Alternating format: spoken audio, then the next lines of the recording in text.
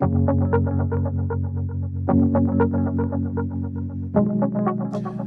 and welcome. It's a great honor to be here and to be first speaker in this parallel session.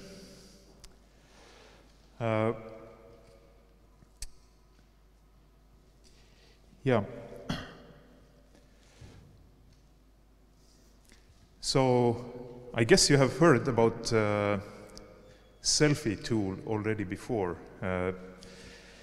but actually there are several Selfie tools. The older one that has been available already for a few years is called Selfie for Schools. Is meant for self-assessment of the school on the organizational level of their self-assessment of their digital capacity or maturity as an organization. And of course, this is a crucial characteristic of an organization, and probably even without any specific scientific studies, we have seen and observed, recognized that those schools who were more digitally competent before COVID, they also happened to be more resilient and adjusted their activities faster and more effectively to this special situation caused by emergency distance education that was forced upon us. In Estonia, we created a similar tool already before that. We call it Digital Mirror. It has been used now already twice in 2017 and 2019 by 90% of Estonian schools. Just our approach is a little bit different, but the main logic is the same with Digital Mirror and Selfie for Schools. So in order school to be digitally capable or digitally mature, as we call it in Estonia, there are many factors that contribute to this digital maturity. And in Estonian context, we borrowed these factors, or we built these factors and the ideas of Michael Fullan, the famous educational innovation professor from Canada. So the most important factors are linked to pedagogical innovation. So it means that whatever you do new with technology in education, the pedagogy should come first. You should have a very clear idea why do you take into use this new technology. Then, of course, you need also digital infrastructure for that, or you need to provide technological innovation.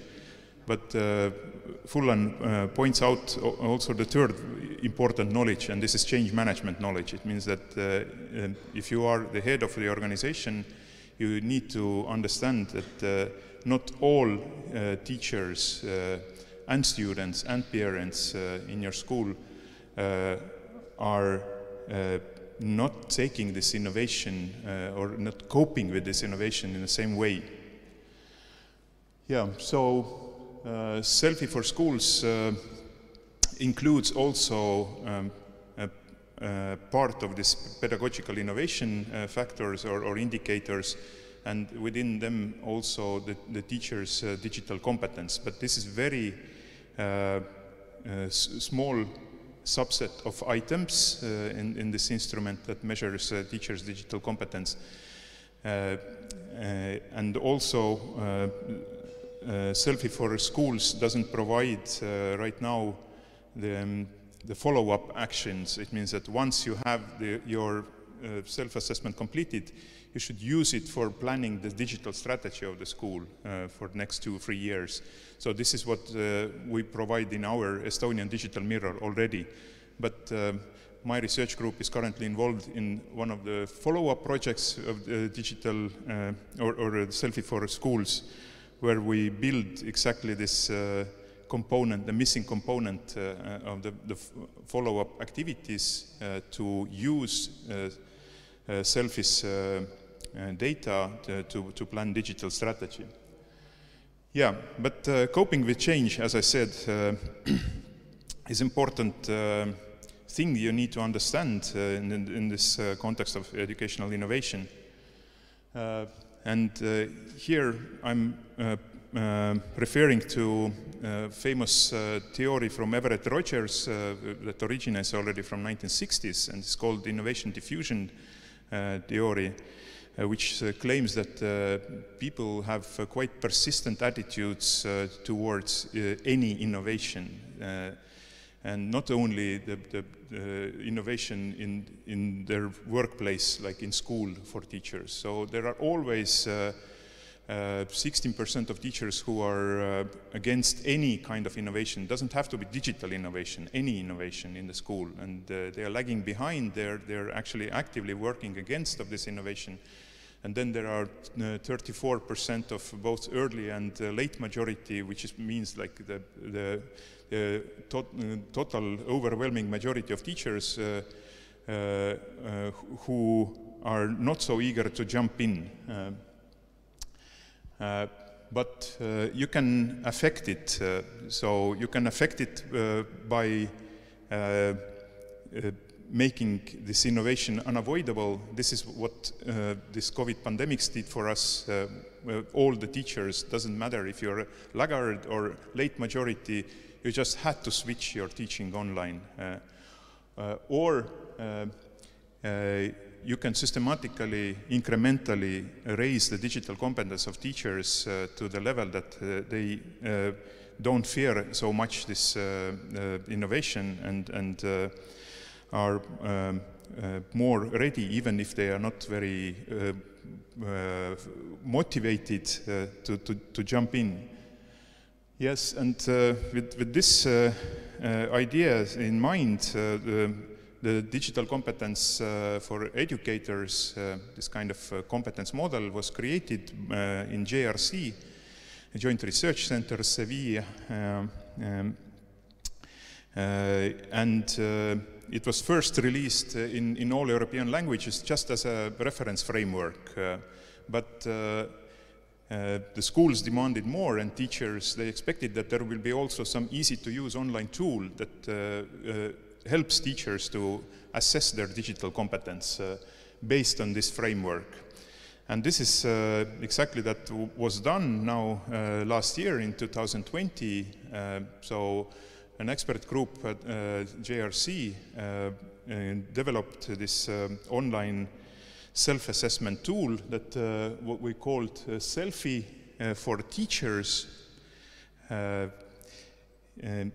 And then, of course, we needed to validate it, to pilot it. So there was a tender. So the consortium that was led by Tallinn University happened to win this tender, and within last a year, we've been piloting it in 4 countries, this Selfie for Teachers tool. So it's an online tool, as I mentioned. It contains 32 self-appointed statements on 6 proficiency levels. And proficiency levels are actually inspired by European language pass. It means A1, A2, B1, B2, but they have also labels like A1 you see is newcomer, A2 is explorer, B2 is expert. So you could wonder that who could be above expert, but above expert could be leader, C1, or pioneer, who is actually actively engaged in innovating the processes in this specific field. The tool is not designed for researchers. This is very important to stress. So this tool is created for single teachers or for the groups of teachers. It's also not created for school principal to find out that what is the digital competence of my teachers and who should be punished and who should be sent to courses. So this data is not accessible to school principals. This data is not accessible, the reports or statistics is not accessible to your local Department of Education or your National Ministry of Education. So this is self-reflection tool. We even didn't want to call it self-assessment tool. It's a reflection. It's the tool that helps teachers to reflect on their current state of their digital competence. And yeah, I mentioned that this is individual self-reflection tool, but you can also organize it in groups. So actually it is possible that most of the teachers in one school agree that we need to find out where we are with regard to our digital competence in order to plan in-service trainings for our teachers. So you can also conduct it as a group, and then the one who launches this group self-reflection, yeah, technically it can be school principal, but he only gets the summary statistics, not individual responses of all teachers, and only in case more than 60% of teachers have responded in the school. So it means that if only 10% of teachers respond, it will be easy to rule out who was responding this way and who the other way. Yeah, so we equipped this tool also with extensive help texts and very nice visual reports. Here is a look at one set of statements on the first competence area, professional engagement. The statement is professional engagement, organizational communication using digital technologies to enhance communication with colleagues and learners and parents. And then you have statements on these 6 proficiency levels, and 7th one is I am not aware.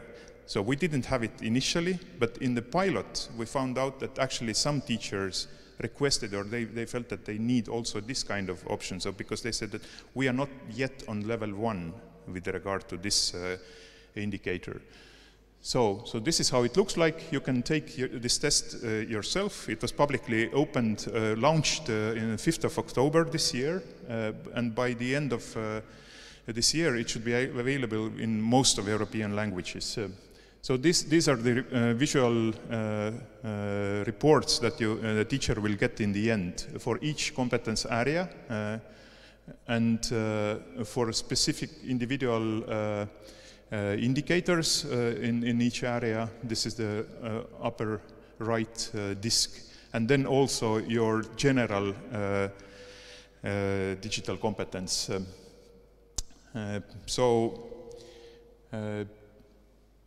We piloted it in April in 4 countries with 3,218 teachers who gave the full responses. There were many more who gave only self-reflection part, but didn't respond to feedback questionnaire. So as you see that we, on top of the self-reflection, we also had extensive quantitative feedback questionnaire that was attached to the same self-reflection tool. And then 2 weeks later, we conducted in-depth focus group interviews separately with primary teachers and secondary teachers to find out the potential problems that can be fixed before the school will, the Selfie for Teachers tool will go live in the autumn. So I would say that teachers were very much satisfied with the instrument, and this especially with regard to its content, the items, the statements, the relevance and usability of this tool as such, both for their job and for their continuous professional development. They were even more satisfied with the reports and help text. So there were minor complaints, especially related to login. So I forgot to mention that it's not completely anonymous. It means that you have to log in with EU login single sign-on service in order to revisit 1 year later, for instance, and contrast and compare your two reports and see your progress. So in order to do this, you have to log in. But you log in using this anonymous EU login tool that doesn't give your data in personalized manner to anybody. So, but this EU login was a little bit clumsy, I would say. So many teachers complained, actually. They were also complaining about the length, but I think because we didn't have only self-reflection tool, but also this quantitative feedback questionnaire, which took half of the time. There were also some complaints about clarity of text, and especially primary teachers requested the separate version for primary teachers. So, to conclude, I go back to one of my favorite authors, Michael Fullan. He's one of my favorites from the times I was a young school principal in the beginning of 1990s. His books were really eye-openers for a school principal who got just out from Soviet education system and started to build completely new type of school, as I was back then. Yeah, so, and in one of his more recent books from 2008, which has a title Stratosphere, Michael Fullan contrasts two types of drivers for digital transformation in schools. And he warns about the wrong drivers, which are accountability, reporting, hours attended in CPD, individual teacher and leadership quality measured by very strict quantitative parameters, focusing on technology instead of pedagogy, and also getting stuck with fragmented and static strategies. On the other hand, the right drivers are capacity building, focus on capacity building instead of accountability. And this is exactly where Selfie for Teachers can help us. It gives us more data to make data-informed decisions on the personal level, but also on the level of the group of teachers to become smarter, to become more effective, to become more resilient. Then the second right driver is the collaborative work instead of individual teacher quality, shared goals and ownership of the change. And this is exactly what the group self-reflection with Selfie for Teachers again supports. Focus on instruction instead of technology. If you look at the DeCompEDU model, so this is not the same as digital competence model for European citizens, because teachers' digital competence is completely different, very unique, very much rooted in the authentic context of teachers' job. And this is why Selfie for Teachers again provides us focus on instruction, the pedagogy first, and then technology. And the final factor is evolving systemic view on change management, and which Selfie for Teachers allows, because you can revisit it every year again with the group or on the individual level. And this allows teachers and schools to continuously update dynamically their CPD plans for digital competence of teachers. So I would like to thank you, my project partners, JRC Seville, National Research Council in Italy, University of Aveiro in Portugal, and Lithuanian Computer Science Society. Thank you.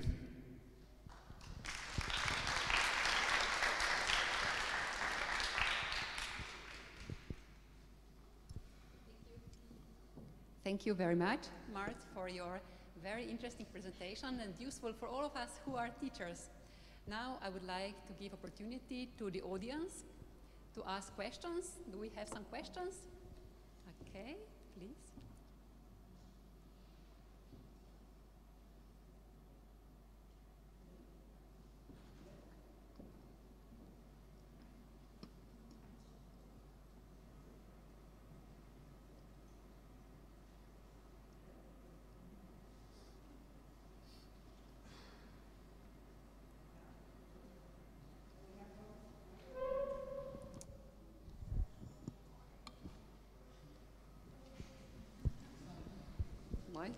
one more here. What about this one? I have one more here. I hope, yeah, yes, now it's working, sorry. I have a question about not taking in accountability of principals to see the results of the teachers. I'm curious about the motivation behind that decision. As I said, Selfie for Teachers allows group self-reflection, which technically can be initiated by principal, who will see the aggregated results only in case of 60%, at least 60% of teachers responded to self-reflection. So it is possible, but why it is so much avoided, I think one of the reasons is that this is the tool that was created on European level, and the European Commission tries to be very careful about privacy of its citizens, and they don't want to create a platform that can be misused by some unprofessional school principals or heads of education departments to spy on their teachers. So this is how I understood it. But the other thing is, as I said, that this is that we believe very strongly that the teachers have like a fraction of doubt that the results of the self-reflection will be used by somebody for different reasons that are not coinciding with the teacher's own goals, then it kind of reduces radically the motivation of the teacher to be engaged in self-reflection, its honesty of the self-reflection. They try to maybe look better than they are. But if we can convince them that there is no way somebody else could actually pinpoint your self-reflection results and use them for any like statistical, administrative, I don't know, any purposes, scientific purposes, then the tool will be less useful, let's say. Thank you.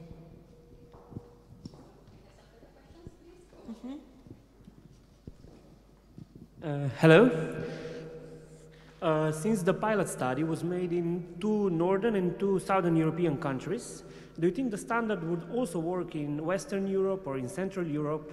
Since the culture is a bit different in these countries, maybe a level of self-criticism is different regarding the culture from the Western European and Central European countries. Do you think the results would be representable the same in all these different kind of environments? It is possible, but I think the results even could have been more influenced by the way we created the sample of teachers who participated in this the piloting. So I admit that the consortium was formed by ourselves. So I, as a coordinator, I invited the people with whom I trust, the researchers whom I trust, because the budget was very small. And we were actually required to include only 3 countries. So, but we were so eager to win this tender, we saw that we can make it also with this budget with 4 countries. So we added Lithuania. We wanted to have the balance between new and old member states. North and south, or east and west, however you call it. But we were also having some informal information that in parallel with our consortium, who officially validated this tool, there will be also some other countries involved because exactly this happened with the previous tools I've been piloting with the same colleagues like Selfie for Schools and ResetEDU SAT, the self-test tool for teachers. And this is how it happened. So it means Ireland was also piloting it, but not in the strict manner as we did it. It means that their sampling was a little bit more loose, and also they didn't follow exactly the same procedures as we did. And maybe partly because of that, the results from Ireland, which I also tried to analyze and compare, were much more optimistic. That they involved mostly these schools who were very much eager to pilot the tool, but we tried to involve also these schools who necessarily were not front runners. But definitely there were differences, so you can read soon the report and see that what were the differences between countries. I would say that Lithuanian teachers were setting the highest bar in most of the competencies. Estonians came the next, and Lithuanians, Portuguese and Italian teachers were more self-critical with their reflection. It doesn't say that they are less competent. They were more critical, I would say. But in general, our goal was mainly to validate the dimensionality or factor structure of this instrument. And this is what we did. We validated that yes, teacher's digital competence has 6 dimensions. Psychometrically, it was confirmed.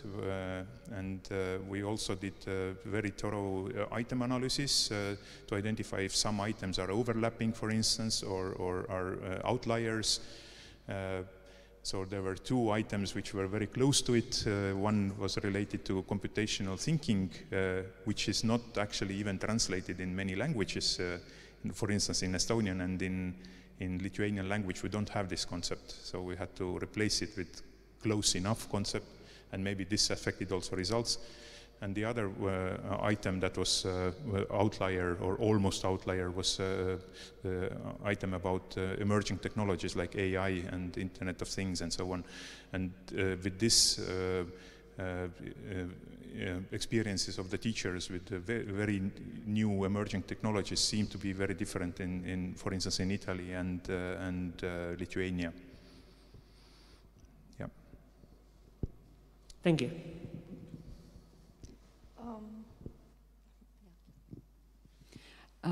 Thank you.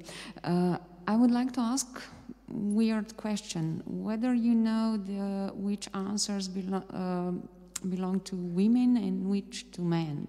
Is there any data about that? Why do I ask? Because when it comes to technology, women are in general in our cultures very shy.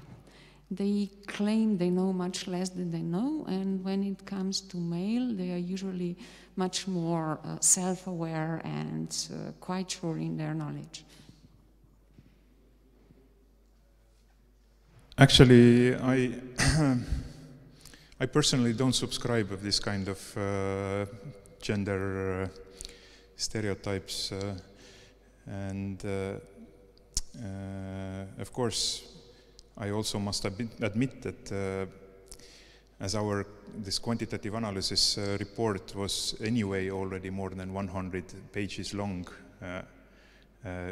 we skipped this perspective. But I also would say that probably it wouldn't give very honest result. It's just because of the number or share of male participants was very, very low, especially in Estonia and Lithuania. Italy too. So in Portugal it was a little bit better, but it also reflects the actual situation in the population of teachers in these countries. But now that you're asking, I could try to make additional analysis and see if there was a difference, but somehow I doubt, especially if I think of my own personal experience in the context of Estonian schools, digital innovation in Estonian schools is definitely driven not by male teachers. I would say that there is clearly the overpowering dominance of female educational technologists, innovative teachers, and I don't think that this hypothesis will be confirmed, but I will try it out. Thank you for hint. Yeah. We had one more question. Yes, thank you very much. I'm Maria from Slovakia. In Slovakia, we do use Selfie tool for schools, and we saw that such a tool is very needed also for teachers. Usually we see that teachers are overrating, or they do not rate their skills at the same level. So I would like to ask, I'm curious, how do teachers felt about their results? Were they satisfied with their results in that test? Just like in any sociological study, the response is some do, some don't. But I would say that clearly more teachers were satisfied and positively surprised of the final report. What we did this time, actually we had two pilots. We had pre-pilot only in Italy and Portugal in December, just to test our methodology and inform and correct it before the full pilot in 4 countries. And based on that, the pre-pilot we suggested in the real pilot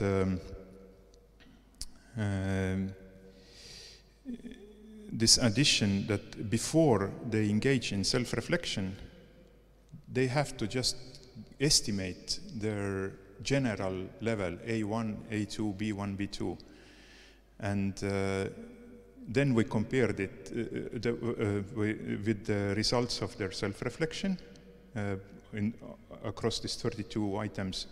And then after this, we asked them to rate them again on this generic level. And then we saw that how this self-reflection affected their general, this level estimation. And of course, 70+% of the respondents, they stayed on exactly the same level before and after. But some, and I would say 4 times as more, actually increased their this estimation of their level after self-reflecting. It means that they saw, oh, actually, I'm not so bad. I'm actually quite good. And this is what they also reflected in the interview. Most of the teachers said that, no, it was a very positive experience. It gave them self-confidence. And I hope that this will be experienced by most of the teachers who will start using it this year or next year upwards. Thank you. I have one more question, sorry. Do you provide also some recommendations for them or some advices how to improve those particular skills? Thank you. This is an excellent question. Yes, but right now we provide this in very generic terms. So we only, practically we describe the next level and see that, okay, in order to get to next level, you should learn this, this, and that. But actually the situation, for instance, with regard to availability of courses for teachers in all these levels, it differs from country to country significantly. For instance, in Estonia, we have covered practically all DCOMPEDU, all levels, and we mapped these courses on the metadata level to DCOMPEDU. So it means that we are ready in Estonia to make an automatic recommender system. Right after teacher finishes self-reflection, there will be already recommendation of the courses together with dates and button register to next course that gets you to next level. But I think Estonia is one of the few countries who is ready to do it. So the rest of the countries, and even in Estonia, we are not so sure that can we actually integrate this generic European Selfie for teachers and our local training information database. So but this is definitely one of the follow-up projects I'm looking forward very much. Thank you.